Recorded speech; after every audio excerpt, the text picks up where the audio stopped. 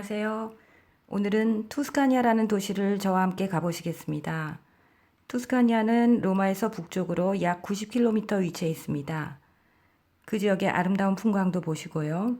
또한 독특한 분위기에 숨겨진 명소이자 영화 로메오와 줄리엣의 촬영 장소가 되기도 한 투스카니아 베드로 성당도 방문해 보겠습니다. 1968년에 제작이 된 영화이기 때문에 아마 못 보신 분들도 계시겠지만 보신 분들은 분명히 기억이 나실 겁니다. 오스카상도 수상을 한 옛날 클래식 명화 중에 하나이죠. 투스카니아라는 이 도시 이름은 라틴어로 투시아라는 명칭에서 유래가 되었는데요. 기원전 8세기경부터 이 지역에 자리를 잡고 발달했던 에트루리아 민족의 라틴어 이름이 투시아입니다. 보통 르네상스의 발상지로 알려진 도시 피렌체가 있는 지방 이름인 토스카나도 귀에 익으실 거예요. 토스카니아, 투시아, 토스카나 다 비슷한 발음들이죠. 역시 그 토스카나주 이름도 같은 어원에서 나온 이름입니다. 해발 170m의 높이 응해암 안반 위에 건설이 된 도시이며 현재 인구는 약 8,300명 정도입니다. 옛날 마을이나 도시 국가들은 수비와 위생을 위해서 보통 높은 지대에 자리를 잡기 때문에 이 투스카니아도 언덕 위에 위치하고 있어서 멀리서도 잘 바라다 보입니다. 황갈색 응효암을 건축 자재로 많이 사용했기 때문에 이 투스카니아 전체적인 색깔과 느낌이 둔탁하면서도 따뜻하게 느껴집니다. 이 지역은 또한 옛날부터 양떼 등 짐승들의 이동 목축길이었기도 해서 기원전 3000년에서 2500년 중반의 시기에 이미 사람들이 거주한 흔적이 남아 있습니다. 그 후 기원전 8세기경에 작은 마을식의 도시 국가들로 자리를 잡을 때에는 목축과 농경 위주의 경제 활동에서 상업 활동도 발달을 하게 된 것은 이 투스카니아 지역이 서해바다와 내륙 지방 사이에 위치한 덕분이기도 했습니다. 이 투스카니아는 또한 이탈리아의 가장 큰 라벤더 재배지이기도 합니다. 라벤더가 최대한 만개를 하는 6월 말에는 황혼역에 라벤더 꽃밭길을 걸어볼 수 있는 축제를 하기도 합니다. 사진만 봐도 거의 그 향기가 느껴질 정도죠. 주차는 성벽 외부에 하게 되어 있기 때문에요. 먼저 주차를 하고 마침 옆에 있는 이 옛날식 수도에서 이 지방 물맛도 한번 보겠습니다. 이탈리아에서는 거리에 이런 식의 공중수도가 많이 있는데요. 안전한 식수이니 안심하고 드셔도 됩니다. 식수가 아닌 경우에는 꼭 안내문이 있어요. 옛날 화산지대였던 지역의 식수는 특히 갈증 해소에 더 좋습니다. 역시 시원한 물이에요. 성벽도 이 지역의 지방석인 화산암 종류 응해암으로 건설이 되었습니다. 기원전 7세기부터 고대 로마인 에트루리아인들이 본격적으로 이용을 한 건축 자재로서 이 지방에 있는 사바티니 사화산에서 나오는 돌입니다. 이제 옛 역사지구 안으로 들어가 볼게요. 이 길이 시내 중심지를 가로지르는 대표적인 길이지만 중세시대 소도시 길이라서 길이 크지 않습니다. 현재는 이 옛 구역보다는 바깥으로 새로 발달이 되어 있는 지역에 투스카니아 사람들이 더 많이 삽니다. 옛 분수와 함께 아늑하고 고풍스러운 광장, 작고 아기자기한 레스토랑, 카페, 이 지역에서 생산된 올리브유나 와인들을 판매하는 가게들, 이탈리아의 소도시들에서 볼 수 있는 모습이죠. 여기서 거리 표지판 중에 하나를 보여드릴게요. 간단히 이탈리아어 하나 익히시기도 하고 특히 렌트카로 운전하실 때 센소 우니코라는 이런 문구를 보시면 일방통행이라는 말이기 때문에 안전이나 벌금 관계상 중요한 거죠. 이탈리아로 이 경우에는 센소는 방향, 우니코는 일방이라는 뜻입니다. 같은 단어로 다르게 쓸 수 있는 건 이 경우라는 단서를 붙여서 알려드립니다. 오늘 계획보다 조금 늦게 도착을 하게 되어서 벌써 점심시간이 되었네요. 미리 예약을 해둔 이 투스카니아의 가장 토속적이고 평범한 식당에서 점심을 하겠습니다. 이런 식당은 아직도 가끔 시골에서 찾을 수 있는데요. 전에 몇 번 여기서 식사를 했는데 진짜 가정집 음식 맛에다가 가격도 대폭 저렴하여서 투스카니아에 오면 자연스럽게 여기에 오게 됩니다. 고향집에 또 들러서 먹는 편안한 느낌이라고 할까요? 메뉴는 선택의 범위가 좀 적지만 식당에서 소개하는 오늘의 메뉴 가운데 무엇을 먹어도 담백하고 맛있습니다. 오늘은 이 식당에서 직접 만든 파스타와 야채 종류를 선택했어요. 이탈리아식 베이컨 종류가 들어간 마트리치아나 소스 파스타에 신선한 파르미지아노 치즈를 갈아 뿌린 겁니다. 이탈리아 중부지방 마트리체가 이 파스타 원조라 해서 마트리치아나라고 끝의 발음이 약간 달라지는 이유는 마트리체식이라는 뜻입니다. 토마토도 제품이 아니고 이 동네 텃밭에서 가꾼 거라서 다 자연의 향기와 맛이 느껴집니다. 오래된 나무 걸상의 야외 테이블에 앉아서 보면 저런 전망과 분수가 보입니다. 한 줄기 물이 계속 움직이고 어떨 때는 여기까지 물소리도 들리고요. 이런 것들이 이 식당에 오는 또 하나의 이유이기도 해요.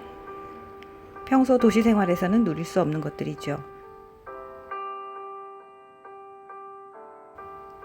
식당 간판을 보시면 오스테리아 다 알프레다라고 써 있습니다. 이탈리아에서 리스토란테는 좀 더 본격적인 식당급이고 오스테리아는 옛날 스타일의 소박한 식당이라고 보시면 됩니다. 다 알프레다라는 말에서 다가 누구네서라는 뜻이고 알프레다는 이 식당 여주인의 이름이니 친근한 표현으로 알프레다네 식당 이렇게 보시면 됩니다. 그런데 큰 도시 유명 관광지에서는 간판은 오스테리아라고는 써있지만 실제로는 음식도 토속 음식이 아니고 가격도 생각외로 높은 곳들도 있으니 그런 곳이 걸리면 좀 실망스럽죠.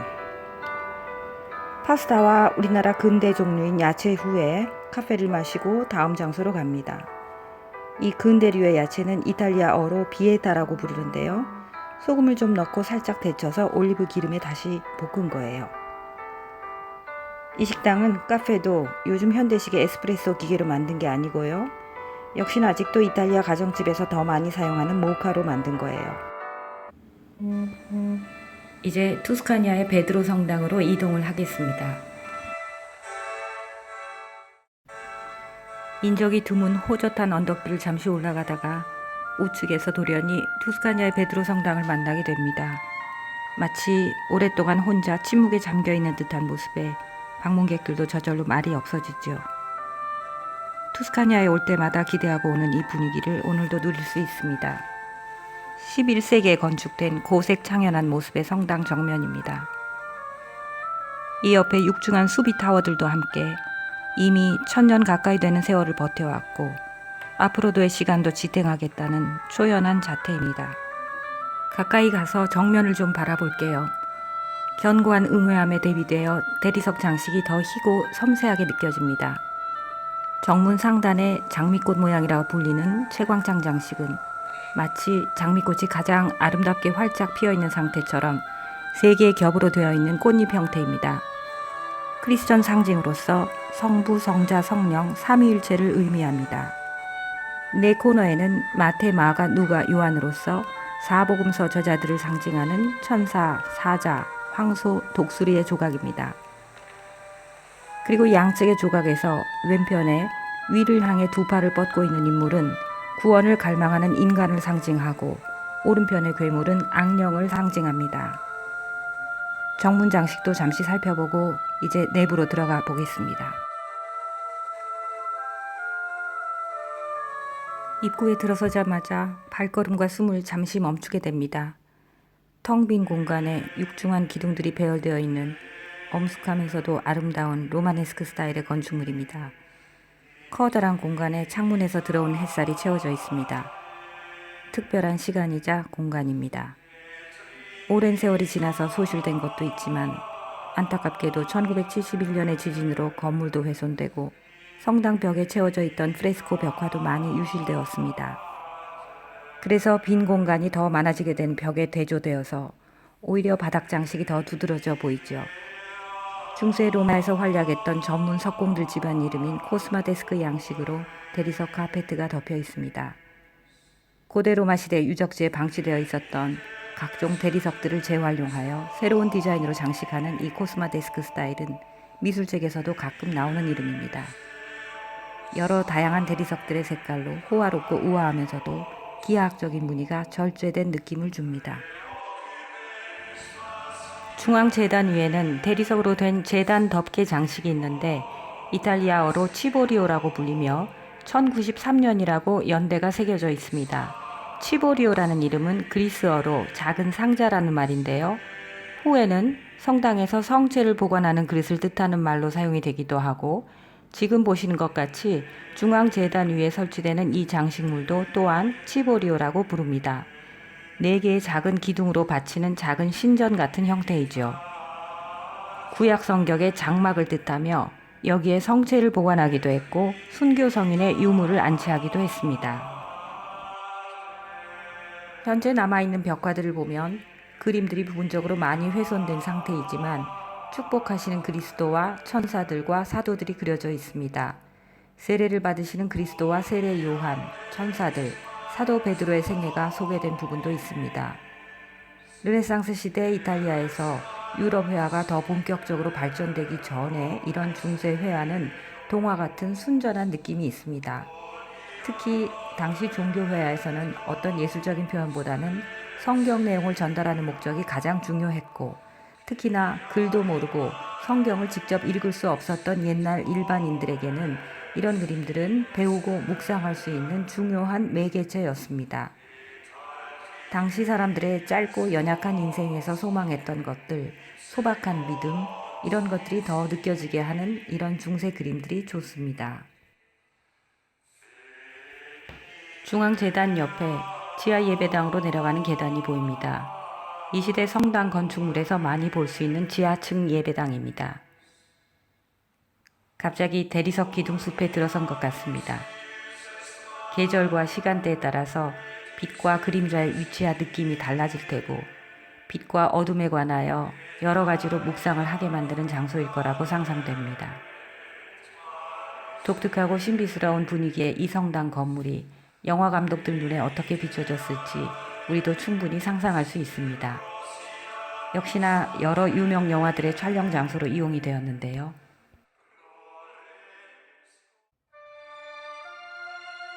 영화 로미오와 줄리엣 마지막 부분에서 로미오가 줄리엣 가문의 집안 묘소에 숨어 들어오는 장면이 바로 여기에서 촬영이 되었습니다. 줄리엣을 부여잡고 오열하는 로미오 뒤편에 희미하게 보이는 프레스코 화가 이거고요. 결혼식 장면은 지상층 성당에서 촬영되었습니다. 감독은 이탈리아 출신의 세계적인 감독이자 연출가인 제피렐리입니다. 마리아 칼라스와도 많은 활동을 함께했죠. 성당 벽 측면에는 옛날 석관들이 놓여져 있습니다. 마치 몇몇 인물들이 일렬로 소파에 누워있는 듯한 인상을 줍니다. 긴 세월로 돌과 함께 마모가 된 얼굴들이지만 우리가 잘 아는 표정과 시선인 것 같습니다. 이제 성당문을 나서서 떠나갑니다. 이 투스카니아의 베드로 성당은 더 머물고 싶은데 억지로 떠나는 느낌, 뭔가 이대로 가버리기에는 섭섭한 느낌이 매번 듭니다. 그런데 로마까지 100km 정도를 돌아가야 하므로 집을 향해서 출발하겠습니다. 돌아가는 길에도 누릴 수 있는 이 근처의 풍광이 남아 있어서 아직 오늘 여정이 끝나지 않았다 위로도 됩니다. 저와 함께 방문하신 오늘 이 투스카니아가 어떠셨는지요? 다음 편에서 또 뵙겠습니다.